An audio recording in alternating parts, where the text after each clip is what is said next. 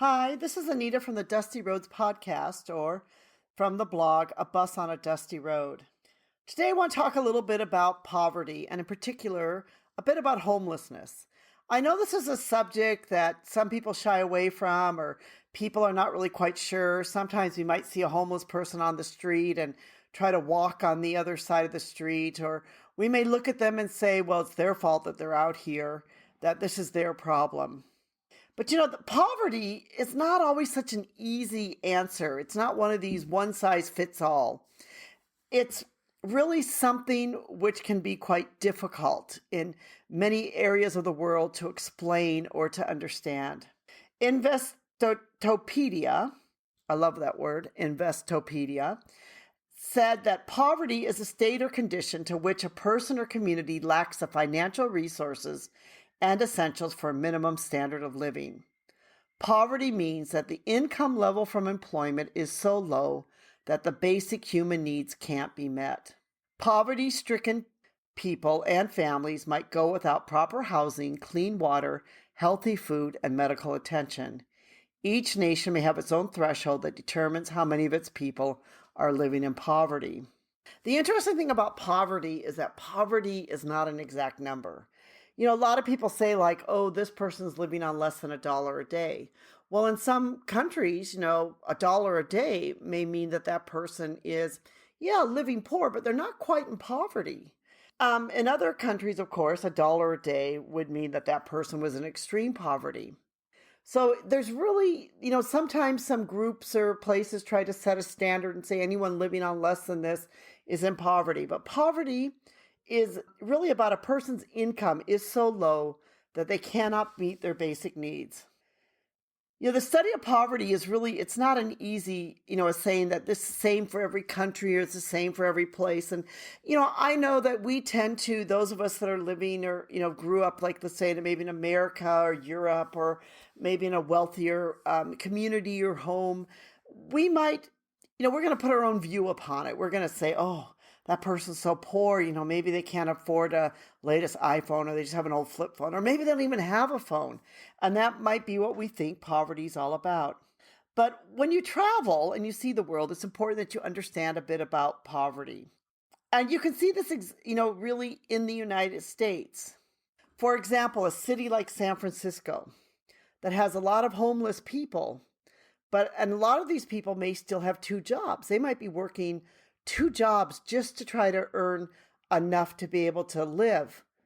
But yet, even with working two jobs and earning a good hourly wage, they still cannot afford the housing there and are homeless. In San Francisco, it's estimated that over 70% of the homeless population is due to not being able to afford housing in the city. For some other people, they get dragged into poverty or homelessness because maybe they get sick and they can't afford the medical bills.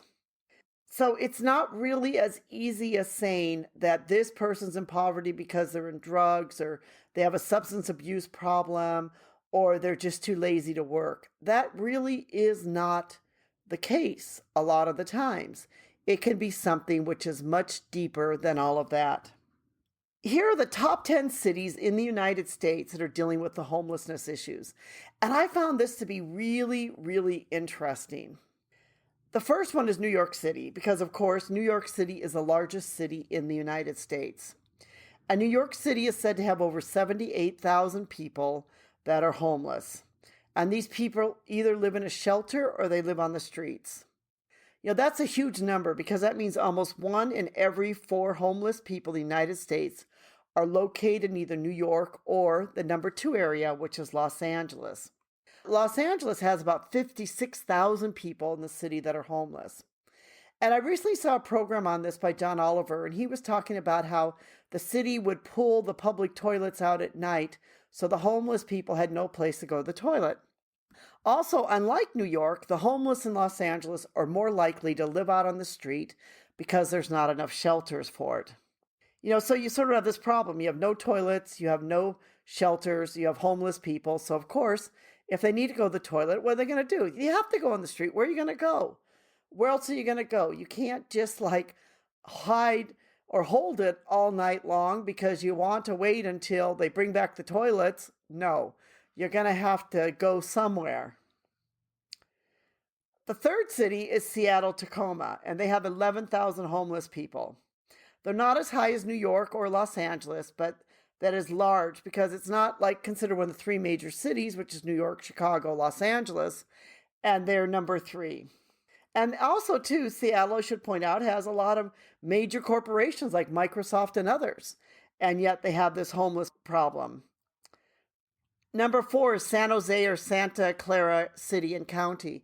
It's interesting to note that California has 6 on the list of 10. 6 of them are in the California area. And people say this is because of the housing crisis.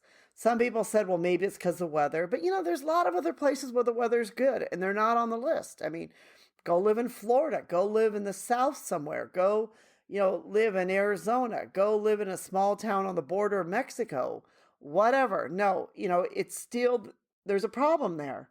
When you have 6 out of the 10 major ones are in California, because number 5 is San Diego, and number 6 on the list, which has gotten a lot of bad press lately, is San Francisco. And the reason why San Francisco's gotten a lot of bad press is because housing is so expensive there. And so people have essentially been driven out of their homes because they can't afford their homes there. They can't afford living there. Even if they're working, they just can't afford it. Number 7 is Oakland and Alameda County. And there's about 8,000 homeless people there. And what's sad about this area is that 43% of the homelessness there is made up of families with children. So that's quite a huge amount of people that are homeless there. Number 8, which actually really surprised me again, was Phoenix or Maricopa County. Phoenix is the 5th largest city in the United States, but there are still quite a few homeless people there. A lot of people say, well, maybe it's because of the, weather is good there. Maybe that's the reason why. But actually, Phoenix, of all of these places, has a much lower cost of housing than any of these other places. So it cannot be just the housing issue, because there's many parts in the Phoenix area where housing is quite a bit cheaper than other places. And it's certainly much cheaper than New York, Los Angeles, San Francisco, and the parts of California, but yet Phoenix is on the list. Number 9 and 10 is the District of Columbia, and also Boston. But both of these in the last few years have been doing something about their homeless problem, and the homeless rate has gone down. What I find really interesting about this list of the top 10, one of the cities that is not on the list is Chicago. I'm not sure why. Is it because the homeless people leave because it's so cold there? But if you look at other places like New York, Boston, District of Columbia, relatively cold places. So it can't just be that the homeless people are just moving with the weather, that I don't know if they really move around that much. That would be kind of something interesting to study or to learn about, to find out how much they actually move around. But Chicago also has, a relatively expensive housing market, but yet it's not on the list. I don't understand why a country that's as wealthy as America doesn't really do something about these homeless problems, or why some corporations that are in some of these major cities like San Francisco and Seattle and other places that also have so much money, companies like Amazon, Microsoft, Twitter, billion-dollar companies, why aren't they spending a bit of money and saying, like, what can we do to help the homeless? Can we give these people some dignity? Could we build them even like a tiny house, or can we give them a tiny apartment, or do something to try to help this issue? I don't know why they are not trying to do something, especially when it's in their own backyard. Poverty is not as easy as simple as it seems, and a person may be homeless or may be living in poverty really because of no fault of their own, or maybe circumstances, or it could just be bad luck. Sure, there are those who deal with mental illness, those who deal with substance abuse, those who deal with other issues, but there's also many people that are out there on the streets that are homeless that would simply like to be able to afford a home and have work and be able to have a decent life. We hope you've enjoyed this podcast of Dusty Roads, and that you will also check out our blog, A Bus on a Dusty Road. We believe that poverty is something that's not as simple as many of us think, And that it is something, too, that we should all really understand, especially if we want to live life as a global citizen, that we can maybe learn to have some compassion towards those who have less than we have and are suffering more than we're suffering.